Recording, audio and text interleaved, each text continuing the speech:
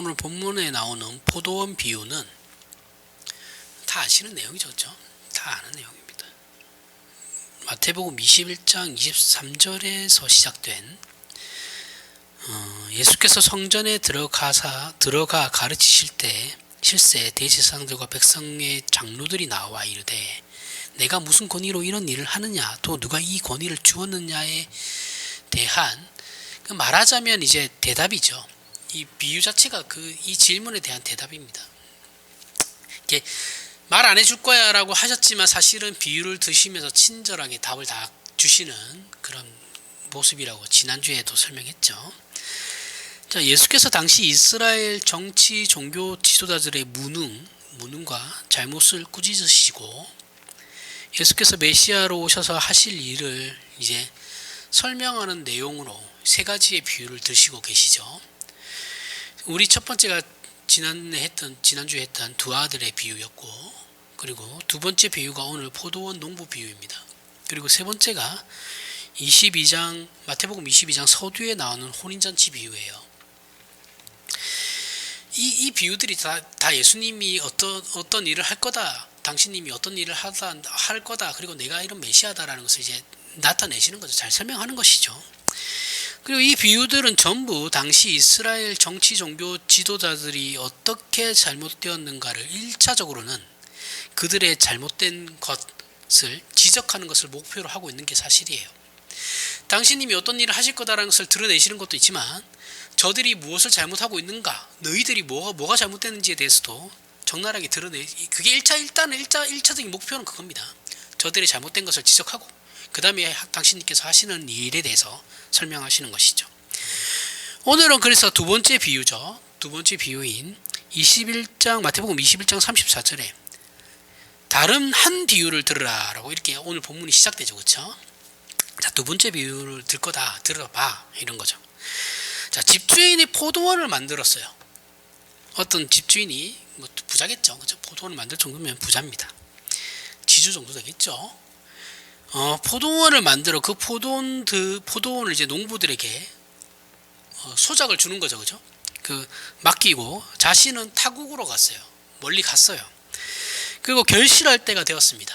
포도 열매가 이제 맺어서 그 열매를 이제 본인에게 이제 보내야 되고 소작 농은 이제 본인들 얼마 가지겠죠. 그렇죠? 가지고 나머지는 이제 주인한테 이제 보낼 때가 된 거예요. 그래서 주인이 그 종들을 포도원으로 보냈습니다. 당신이 멀리 가 있으니까 이제 종들을 보냈어요. 근데 그 농부들이 그 종들을 때려 죽여요. 그리고 소출을 보내지 않습니다. 그래서 나중에는 주인이 아들까지 보내죠. 그렇죠? 아들은 곧 자기니까, 자기를 대표하는 사람이니까 아들까지 보냈는데 그 아들도 죽여버리죠. 자, 예수께서 저들에게 그러면서 이제 대묻는 겁니다. 어떻게 하면 좋겠냐? 너희 같으면 어떻게 하겠냐? 이렇게 묻는 것이죠. 이게 되게 아이러니한 겁니다. 이게 재밌어요. 이 상황이 되게 재밌는 겁니다. 자, 이 말을 들은 대제사장들과 바리새인들이 뭐라고 합니까? 그들이 말하되 이 악한 자들을 진멸하고 포도원은 제때 열매를 바칠 만한 다른 농부에게 새로 줄지니이다. 자, 예수님이 되게 짓궂으세요. 왜냐하면 저들에게 잘못된 농부의 그런 심판에 대한 것까지 스스로 제시하게 만드는 거죠. 그렇죠? 사실은 그 비유는 바리새인과 대제사장과 바리새인들에게 하고 있는 비유예요. 너희가 이런 놈들이야 라고 얘기하는 건데 자신들의 처벌까지도 스스로 말하게끔 하는 거죠. 그렇죠? 되게 지혜로우신 분이신 거죠. 자기 입으로 자기들의 심판에 대해서 얘기하고 있는 거예요. 진멸하고 다른 사람에게 줄 것이다. 그러면서 이 농부들의 잘못을 당시의 이스라엘 정치 종교 지도자들이 동일하게 저지르고 있다고 지적하시는 것이죠. 이것은 뒤에 예수께서 이스라엘 정치 종교 지도자들을 직접적으로 이제 꾸중하는 내용과 일치하는 겁니다. 나중에는 아예 대놓고 그냥 지적하시거든요. 그게 이제 일치하는 내용이에요.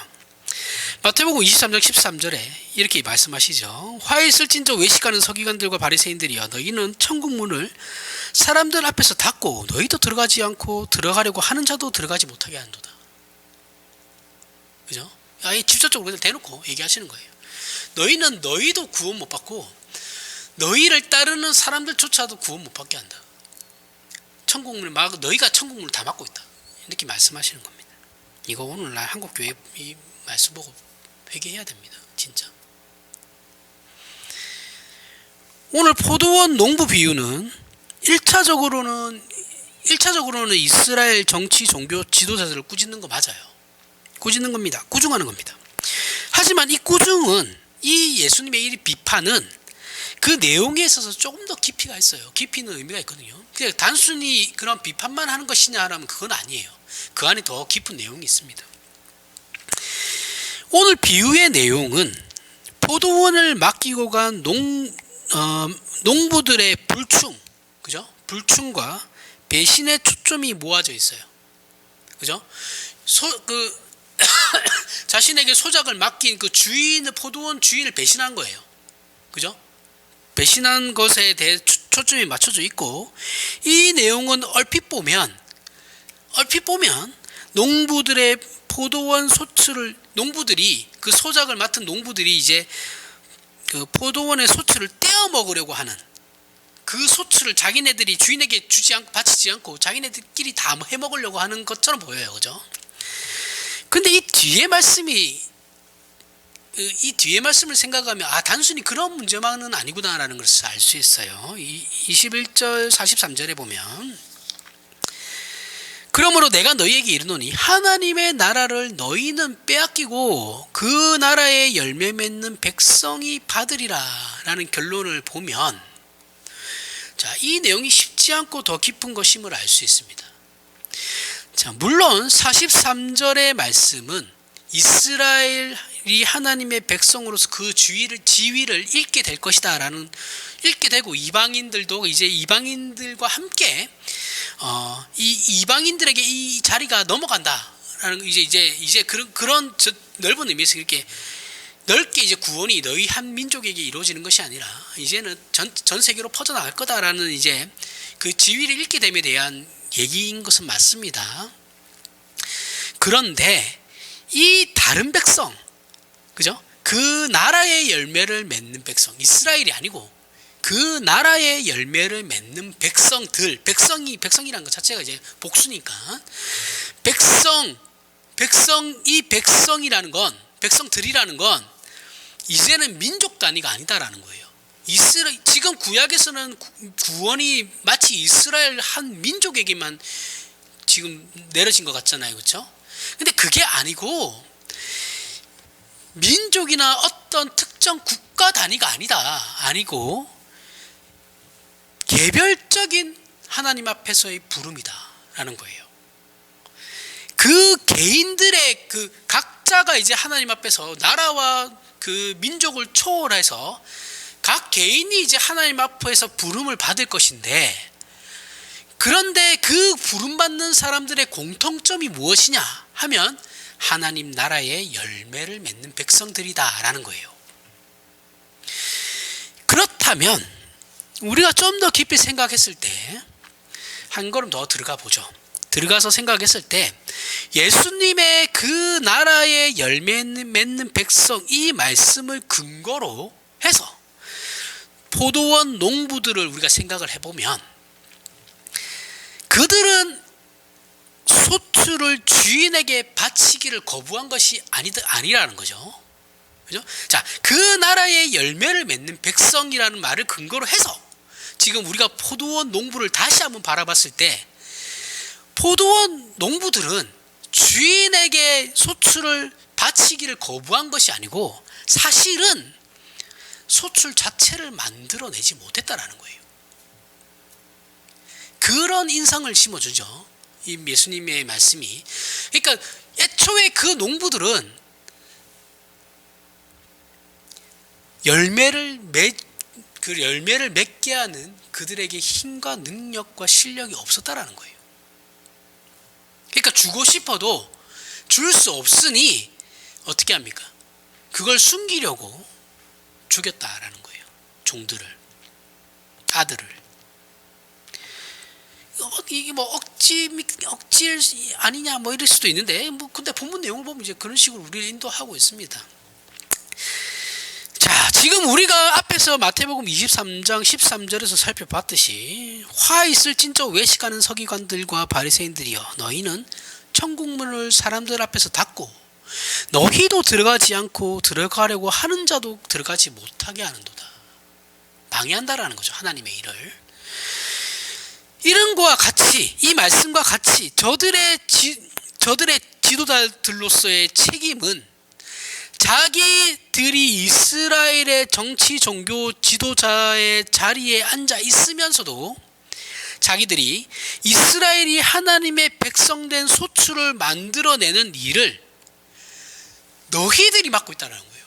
이스라엘 백성들이 어떠한 열매를 맺어야 되는데 그 열매 맺는 일들을 너희 종교 지도자들이란 너희들, 정치 지도자들이라고 하는 너희들이 지금 맡고 서 있다라는 거예요.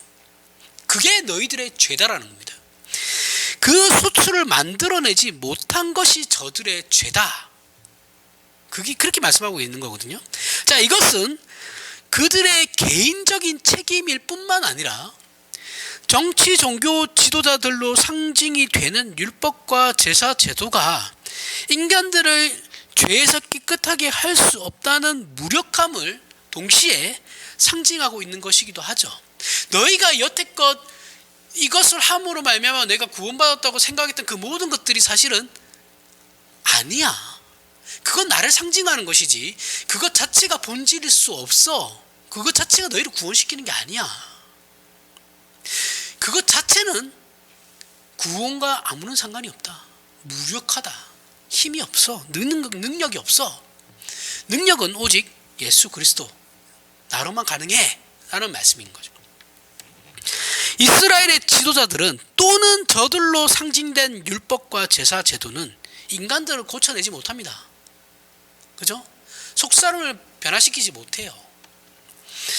저들은 생명과 그에 속하는 열매를 만들어낼 수가 없죠. 그래서 예수께서 오실 수밖에 없었던 것입니다. 이스라엘이 메시아 대신 예수님을 거부하는 이유는 메시아는 구원이 아니라 이미 구원받은 자신들에게 보상을 베풀려고 오시는 해방자이기 때문에 해방자여야 한다고 계속 이스라엘은 생각하고 있죠. 그렇죠? 그렇게 믿고 있습니다. 그렇기 때문이죠. 구원이라는 문제는 율법과 제사로 이미 그들에게는 이루어진 거예요. 이스라엘에게 있어서는. 이 문제는 다룰 필요가 없는 거죠. 이 규칙에 그렇게 이루어졌는데 이 규칙의 지도자 된 자신들이 말하자면 그 일을 수행할 수 있었다고 믿었던 거예요. 그러니까 야, 이걸로 우리는 구원받은 거야. 근데 우리가 이러한 일들을 하고 있잖아. 그러니까 우리는 이제 이미 구원을 받은 자들이 우리가 그런 구원들을 너희들에게 베풀고 있는 거야라고 생각하고 있는 거죠. 그죠? 그런 일들을 우리가 수행하고 있어. 그런데 예수님의 포도원 농부 비유는 너희가 지도자직을 행할 수 없는 것 없다라고 말씀하고 있는 거예요. 너희가 정말 지도자직을 행할 수 없는 것은 율법과 제사로는 근본적인 죄가 해결될 수 없기 때문에 그런 거다. 없고 하나님의 백성을 생산해낼 수도 없다. 제사와 율법으로는 하나님의 백성을 만들어낼 수가 없어. 그래서 메시아는 구원을 베풀어 하나님의 백성을 불러야 되고 따라서 내가 해방자가 아닌 십자가를 지러 온 것이다 라고 말씀하시는 겁니다. 그게 이 비유의 핵심이에요.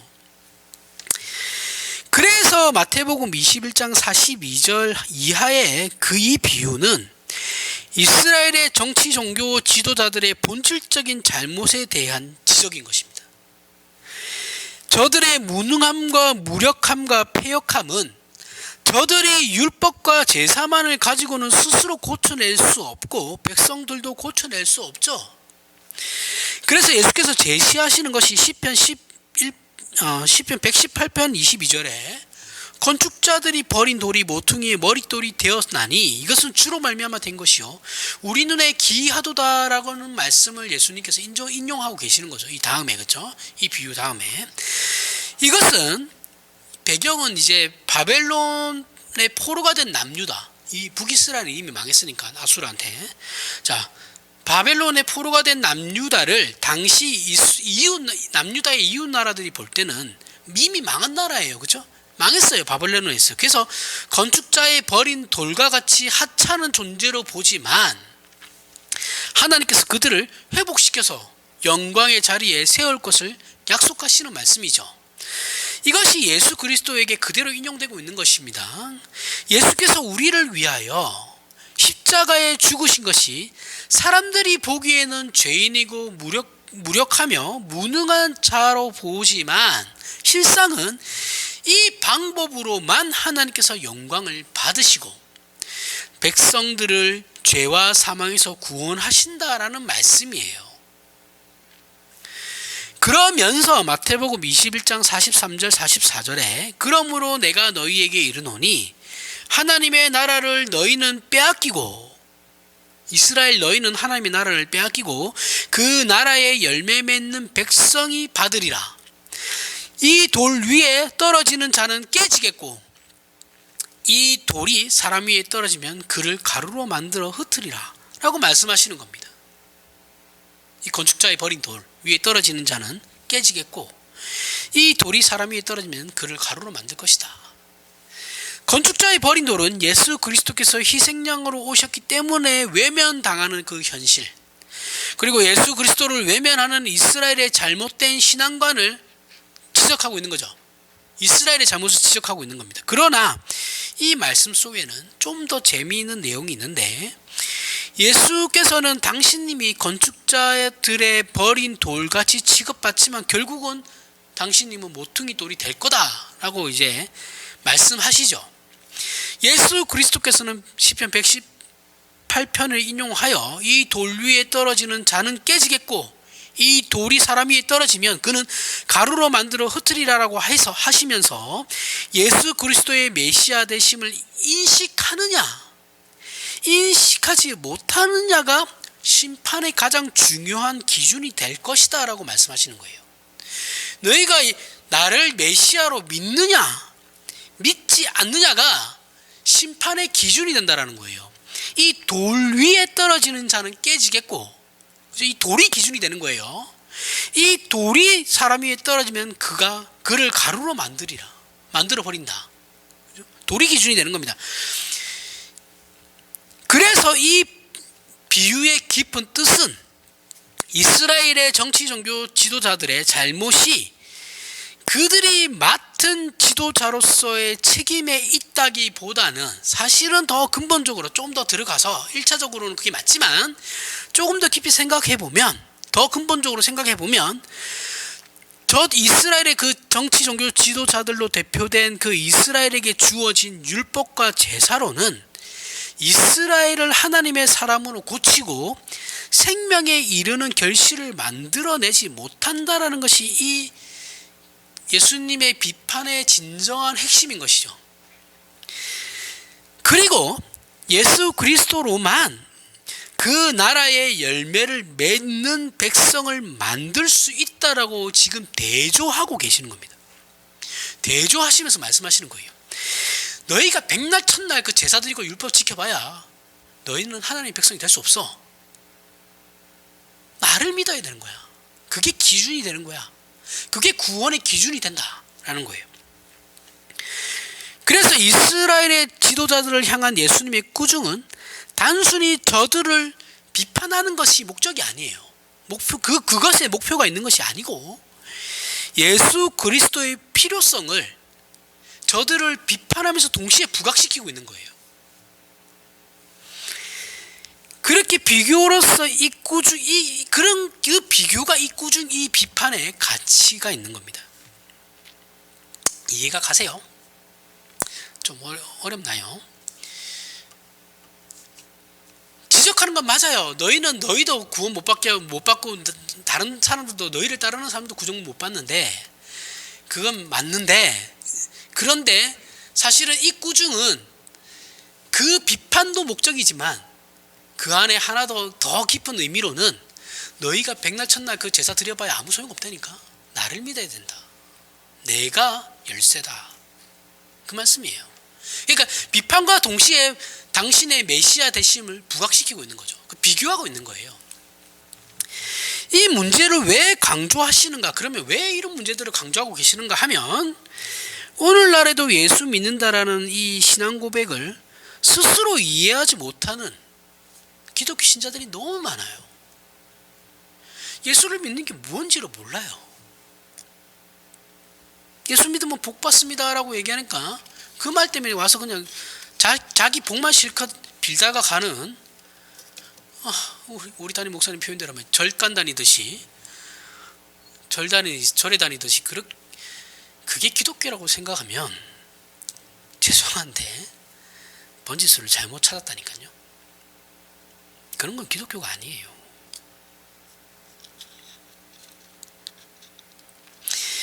예수를 믿는다라는 것은 지금의 예수께서 지금 대조하고 계시는 이것, 율법과 제사로는 할 수 없었던 일이 예수로 말미암아 되었다는 식으로의 예수를 믿는다는 신앙 고백이 있어야 하는 겁니다. 예수로 말미암아 되었다라는 그 인식으로서의 예수를 믿는다는 신앙 고백, 그게 있어야 된다고요. 예수를 믿는다는 이게 무슨 말이냐 하면 율법과 제사는 자기 치장으로 가요. 그죠? 결국은 내가 잘났다라는 거예요. 내가 이만큼 지켰으니까 이만큼 달라는 거죠. 인간과 인간 사이에 누가 누구보다 윤리 도덕적으로 종교적으로 더 나은지에 대한 상대적인 비교만 만들지 하나님 앞에서 하나님께 인정받는 생명의 열매는 만들어내지 못합니다. 우리끼리 안에서 우리 공동체 안에서 서로 찢고 볶고 싸우는 거지 하나님 앞에서 아무도 인정받지 못한다라는 거예요. 하나님께서 인정하시는 그 생명의 열매를 만들어내지 못해요. 왜냐하면 이거 자체가 생명이 없으니까요. 구원이 없으니까. 이것은 한국의 유교적 전통을 보면 잘 알 수 있죠. 그렇죠? 다 유교에서 나온 전통이라고는 말할 수 없겠지만 보편적으로 우리가 유교적 전통에서 많이 얘기하니까 전에도 설명했지만 이제 유교의 윤리 도덕이라는 것은 인간이 만들어낸 어떤 기준보다도 고급한 것이죠. 그죠? 그러나 이 유교가 만들어낸 것은 전부 나는 너와 다르다는 자존심이에요. 내 쪽 같은 사람. 옛날에 우리 위인전 같은 걸 보면 타협하지 않고 내 쪽 나는 너와 달라. 그 사람들 생각하는 게 뭐예요? 다 나는 너와 달라. 그런 거죠. 내 잘났다라는 거예요. 그 자존심 유지하는 거죠. 내가 알고 있는 이게 진리야라고 하면서 이제 타협도 않고 이제 자기 그거 지키고 나가는, 결국 이거는 자기 그거예요. 자기 보상이죠. 그렇죠? 나는 너희들하고 달라 이런 거죠. 우월감이죠. 자기 우월감. 그것이 윤리 도덕을 그런 거 결국 자존심이죠. 그죠? 그 자존심을 지키는 것이 윤리 도덕을 그래 기껏 해봐야 윤리 도덕 지키는 거예요. 자기 자존심 지키려고. 도덕군자들의 자랑은, 그래서 이제 유교에 대해서 얘기하면 이제 한마디로 얘기하면 도덕군자는 이런 거죠. 양반들은 죽어도 곁불은 째지 않는다라는 거예요. 물에 빠져도 개 헤엄치지 않는다. 내 체면이 더 중요해. 내가 죽는 것보다 내 체면, 내 자존심이 더 중요해. 이거죠. 참다운 인간의 성품으로 끌고 가지 않습니다. 유교는 그렇지 않아요. 유교는 무조건 우월감이에요. 그래서 자기보다 못한 것에 대해서 항상 이놈 이러죠. 이놈. 오직 예수 그리스도로만 거룩하시고 사랑과 고결하신 인격으로 다스리시는 하나님 아버지, 그분의 자녀라는 이름에 부끄럽지 않은 자리에 올 수 있게 되는 겁니다. 예수 그리스도로만 가능한 겁니다. 예수 그리스도로만. 죄와 구별이 되고 거룩하신 하나님께로 귀속되는 인격과 성품과 생각과 행동을 비로소 예수 그리스도로만 가지게 되는 것입니다. 이 구원이 무엇을 위하여 있는가를 설명하는 내용이 로마서 6장에 나와요.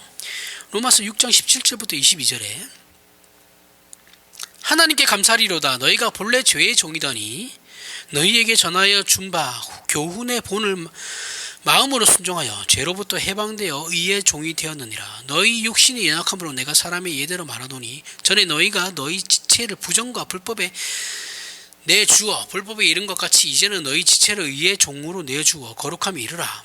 너희가 죄의 종이었을 때에는 의에 대하여 자유로웠느니라. 너희가 그때 무슨 열매를 맺었느냐. 이제는 너희가 그 일을 부끄러워하나니 이는 그 마지막이 사망임이니라. 그러므로 이제는 너희가 죄로부터 해방되고 하나님께 종이 되어 거룩함에 이르는 열매를 맺었으니 그 마지막은 영생이니라. 자, 기껏 너희가 윤리도덕을 지켜봐야 그 끝은 사망이야. 그런데 죄로부터 해방된 하나님의 종이 되어 예수 그리스도로 말미암아 신자가 된 마지막은 영생입니다. 자, 어느 시대나 그래왔어요. 어느 시대나 참다운 기독교 신앙을 추구하는 데 가장 방해가 되는 내용이 무엇이냐 하면 이거는 초대교회부터 해서 다 똑같아요. 지금도 마찬가지. 항상 기독교는 새로운 것과 싸우지 않습니다. 역사적으로 다 있어 왔던 문제들이 다시 반복되는 거예요. 지금의 신비주의가 문제를 일으키는 게 지금 당장 이 시대에 딱 태어난 것 같죠? 아니에요. 이거 다 초대교회부터 다 있었던 문제예요. 그리고 교회가 다 거기에 대해서 징계하고 끝냈던 문제들을 다시 일으키고 하는 거예요. 새로운 게 없어요. 사실은 지금 우리가 지금 이단이라고 하는 것들도 다 과거의 기독교 역사 속에서 다 이단으로 정죄했던 것들이에요. 새로운 거 없습니다. 참다운 기독교 신앙을 추구하는 데 가장 큰 방해가 되는 것, 역사적으로 무엇이었냐면 기독교 신앙이라는 것이 하나의 세상적인 욕심을 채우는 방법으로 전락하는 거예요. 기복신앙이라는 것이 현대에 들어와서 생긴 것이 아니고 그 옛날부터 이것도 있었던 거예요. 세상 사람들이 세상적인 방법을 동원하여 세상적인 욕심을 이룰 때 기독교 신자들은 기독교 신앙의 내용을 방편으로 하여 결국은 세상의 욕심을 이루려고 하는 것, 이건 모든 시대의 그 기독교 안에서 드러났던 문제들입니다. 새로운 게 아니에요. 이게 가장 큰 문제가 되었던 적이죠. 자, 우리가 신앙적인 열심을 가지는 것도 세상적인 힘을 가져야 하나님 앞에 쓸모 있는 존재가 된다고 생각하기 때문에 그런 거죠. 내가 세상적으로 그래도 방귀 좀 껴야 하나님, 내가 무슨 말 한마디 딱 해도 영향력을 미치고 내가 누군가에게 야 우리 같이 교회 가자, 내가 예수 믿고 이렇게 잘된 거 딱 보면 모르겠냐, 가자, 이렇게 해야 뭐 전도도 되고 그렇게 되는 거 아닙니까? 뭐 이렇게 우리는 생각한단 말이죠.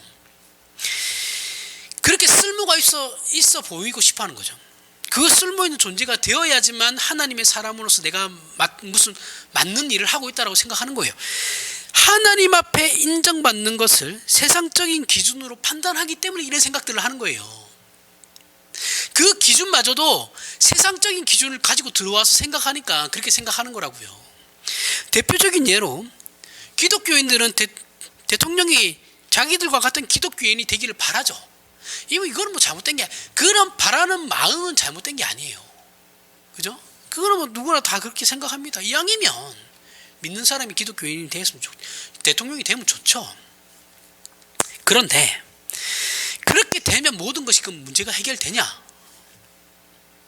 그렇게 해결될 거야. 내가 좀 노력 안 해도 저 대통령이 좋은 모습 보이고 하면 영향력을 미치면 우리가 굳이 이렇게 열심히 안 해도 저 사람 한 사람만 잘하면 되는 거니까 그 책임을 전가시키고 그러한 발상을 가진 것이다라면 이건 기독교 신앙이 처음부터 잘못된 겁니다. 그 사람은. 우리는 우리가 가진 신앙의 내용들, 우리가 가진 하나님 앞에서의 충성들이 결국 세상적인 것으로 보상될 것이다라는 기대를 가지고 있는 신앙 체계를 가지고 있어요. 우리의 죄성이 그렇게 만들어요. 하지만 기독교 신앙은 그런 것이 아니다라는 겁니다. 기독교 신앙은 참다운 인간이 되는 거예요. 더 나은 상태의 존재가 되는 거예요. 하나님께서 우리를 구원하기 위하여 그 아들을 보내신 그 사랑과 거룩하심과 자비하심과 의로우심에 우리가 동참하는 거예요. 동참해야 되는 것이죠. 우리는 더 이상 자기만을 위하는 이기심에서 벗어나 자기의 유익을 위하여 남을 해치는 잔인하고 더러우며 비열한 인간의 차원에서 벗어나는 것이 우리의 신자된 자의 보상입니다. 그리고 책임이에요. 그리고 그것은 예수 그리스도로만 말미암아서 비로소 할 수 있게 되는 겁니다. 그러면 우리는 우리의 신자된 보상들과 우리의 고백과 소원과 신앙을 지킴으로 가지는 그 열매들을 매일매일 볼 수 있게 되는데, 그것은 형통한 길과 모든 물질적인 것을 소유한 환경과 조건의 변화가 아니라는 거죠. 아니고 나 자신의 내면의 변화라는 거예요. 어떤 조건과 환경에 있든지 하나님의 사람으로서 처신하는 것, 그리고 반응하며 서 있는 그 기적을 매일매일 우리는 확인할 수 있게 되는 것이 우리의 보상이라는 겁니다. 자녀들이 좋은 대학 들어가는 것이 꼭 복이 아니에요. 그죠? 나에게 물질이 많이 생기는 것이 꼭 복이 아닙니다. 물질을 줘도 잘 사용하지 못하면 안 주는만 못해요. 그런 의미에서 우리에게 물질을 안 주시는 건 우리가 그 관리를 잘 못한다기 때문에 뭐 그런 의미도 될 겁니다. 그죠? 주면 망할 것 같으니까 안 주는 거죠. 좋은 학교 가서 이상한 짓 하는 사람들 많죠. 그죠? 우리나라 망치고 있는 사람들은 다 좋은 학교 나온 사람들이에요. 다 서울대 나온 사람들이에요.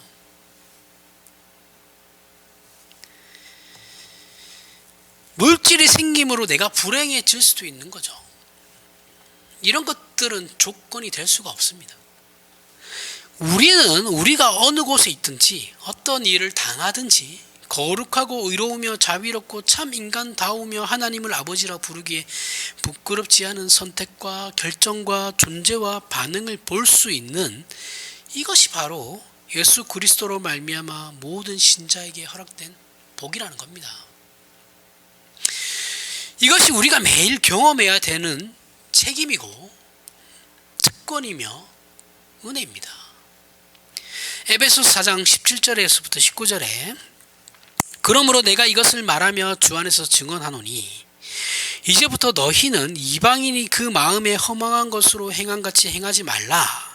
그들의 총명이 어두워지고 그들 가운데 있는 무지함과 그들의 마음이 굳어짐으로 말미암아 하나님의 생명에서 떠나 있도다. 그들이 감각 없는 자가 되어 자신을 방탕에 방임하여 모든 더러운 것을 욕심으로 행하되. 이것은 다 예수 없는 인생들의 형편이죠.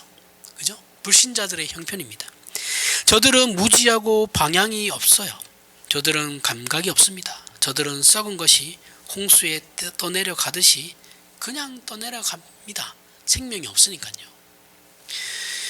시편 1편에 악인들은 오직 바람에 나는 겨와 같다라고 말씀했습니다. 의인은 어떻습니까? 시냇가에 심은 나무가 철을 따라 열매를 맺으며 그 잎사귀가 마르지 아니함과 같으니라고 하죠. 이 둘이 분명히 다르다라고 말씀하고 있는 거예요. 그죠? 예수를 모르는 인생은 어떻게 살아야 하는지를 몰라요. 정당한 기준도 목표도 가질 수가 없습니다. 오직 자기를 편들 수밖에 없는데 자기를 편드는 것에도 일관성이 없어요. 지금은 마치 내가 불편하면 그게 하나의 정의가 되는 것처럼 얘기해요. 아니에요. 내 감정의 불편함은 보편적 정의가 될 수 없어요. 그건 지극히 주관적인 내 기분, 자기 성깔이 들어와서 그런 거예요. 그죠? 요즘 사람들 보세요. 교회를 다니든 안 다니든 이건 상관없어요. 교회도 마찬가지죠. 내가 기분 나쁘면 그게 하나의 정의가 돼요.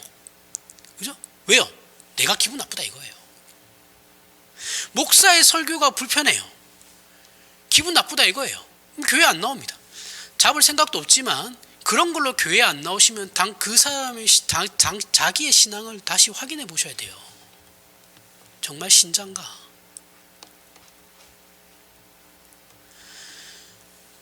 정의가 아니에요. 왜?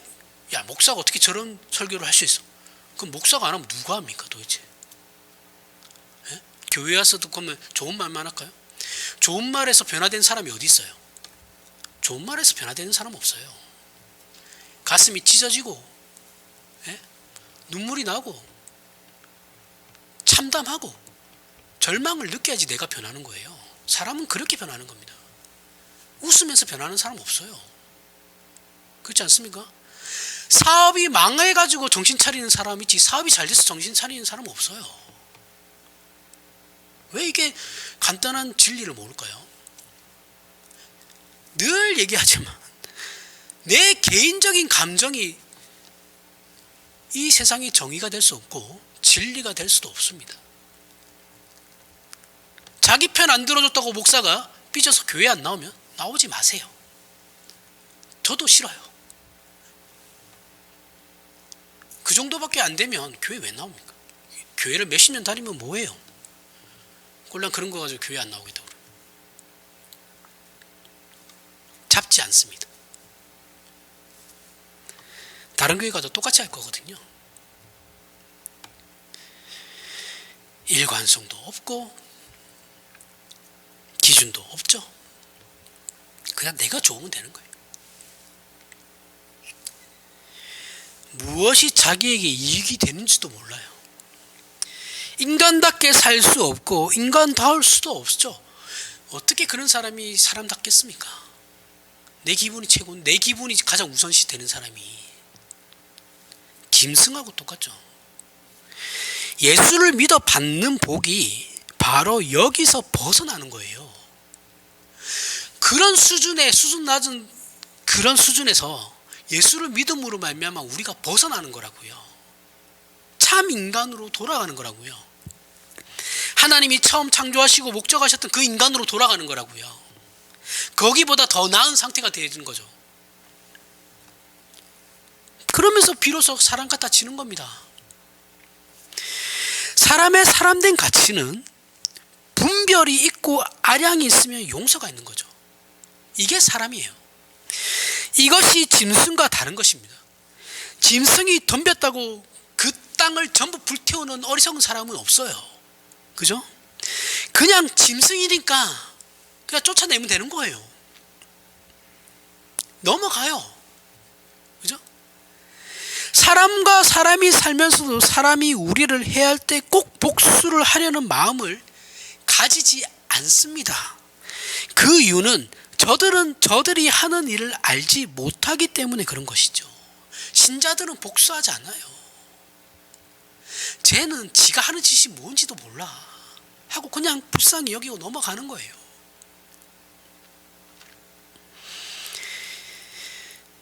우리는 이제야 비로소 그러면서 어떻게 예수님의 심정을 조금 이해하게 되는 거죠. 예수님께서 십자가에 달렸을 때 그들의 조롱을 할 때 그 마음을 약간 조금 그나마 이해할 수 있게 되는 겁니다. 이게 우리 신자가 가진 특권이에요. 근데 이건 특권이라 생각 안 하죠, 우리는. 그죠? 더 불편하게 생각하죠. 그래서 에베소서 4장 20절부터 24절에 오직 너희는 그리스도를 그같이 배우지 아니하였느니라. 진리가 예수 안에 있는 것 같이 너희가 참으로 그에게서 듣고 또한 그 안에서 가르침을 받을진대 너희는 유혹의 욕심을 따라 썩어져가는 구습을 따르는 옛사람을 벗어버리고 오직 너희의 심령이 새롭게 되어 하나님을 따라 의와 진리의 거룩함으로 지으심을 받은 새 사람을 입으라. 우리는 다르다라는 거, 신자는 다르다라는 겁니다. 존재가 다르다라는 거예요. 우리의 모든 삶과 모든 형편에 대해서 우리는 하나님의 사람으로 반응하는 것이요. 그죠? 다만 종교의 형태와 명분을 주장하는 그런 하나님의 사람으로서의 반응을 얘기하는 것이 아니에요. 훨씬 더 차원이 높고 격이 높은 풍성한 마음을 말하는 것입니다. 우리 신자들에게 이것이 허락되어져 있다라고 하는 겁니다. 이것이 우리가 예수를 믿어 하나님의 사람이라고 고백하는 그 고백이 가지는 특권들입니다. 그죠? 이걸 놓치시면 안 된다라는 겁니다. 우리가 생각하고 원하는 것보다 훨씬 크고 깊은 것들이 우리에게 주어졌다라는 사실을 놓치지 마시길 바랍니다. 이것을 놓치고 내가 무엇을 더 많이 받았는가 이런 시샘이나 질투나 경쟁에 말려들지 마시길 바랍니다. 좋은 부모는 자녀에게 인간의 존엄성을 가르치고 분별력을 가르치며 더러움과 비열함과 잘못된 시험과 유혹에서 이기는 용기를 가르치고 필요 이상의 것을 가지지 않는 절제력을 가르치는 게 좋은 부모예요. 그게 부모의 역할입니다. 자녀가 원하는 것을 다 해주고 결핍을 없애려는 것이 좋은 부모가 아니에요.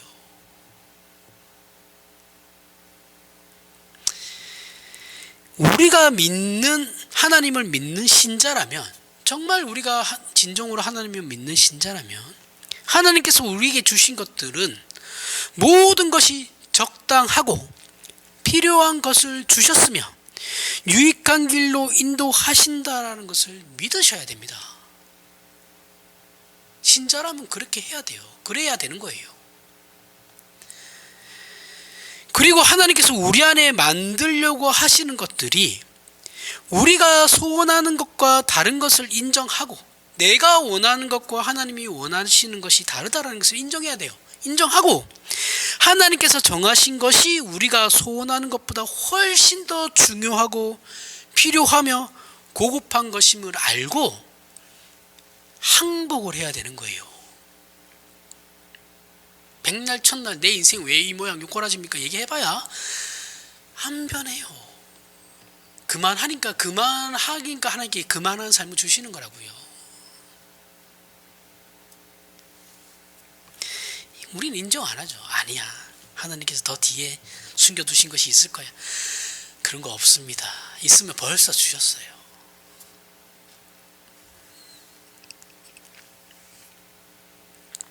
항복을 안 하죠. 아닙니다. 하나님, 이게 내 인생이 끝이 아닐 거예요. 좀 더 화려한 게 뒤에 남아있을 겁니다. 클라이막스가 아직 있어요. 없어요, 그런 거. 클라이막스는 우리가 예수 믿은 그 순간입니다. 우리 인생이 클라이막스예요. 끝이에요. 그리고 우리는 신자의 삶을 사는 겁니다. 그게 끝이에요. 그 뭐가 있어요? 그 뒤로 우리 신자의, 하나님께서 우리에게 주신 삶을 복이라 생각하고 누리면 되는 건데 더 이상 뭘 없습니다. 그런 거 항복해야 되는 거예요. 무슨 어떤 의미에서 항복인지 아시겠죠? 모든 것에서 항복이에요. 내 욕심, 어떤 내 욕망, 내가 바라는 것, 그런 모든 것에서 아니에요. 하나님의 것이 더 우월합니다. 더 고급합니다. 제가 그걸 내 걸 다 버리고 이거 따르겠습니다라고 항복, 그 전인격적인 항복이 있어야 된다고요.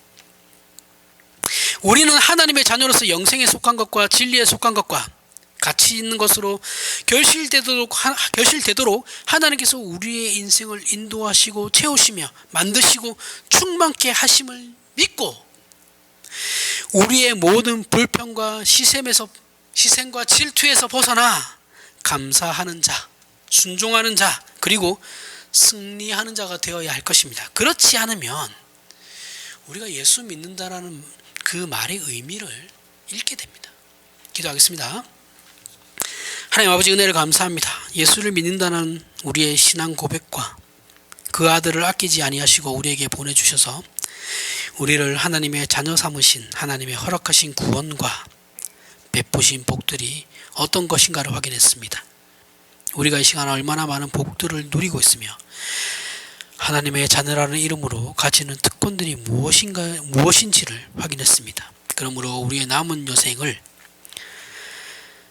세상에 지지 말며 세상 죄악과 타협하지 말며 하나님의 사람으로 존재하고 살아가며 싸우고 승리하는 우리의 남은 신자된 여생이 되게 하여 주시옵소서. 예수님 이름으로 기도합니다. 아멘. 우리 다 같이 일어나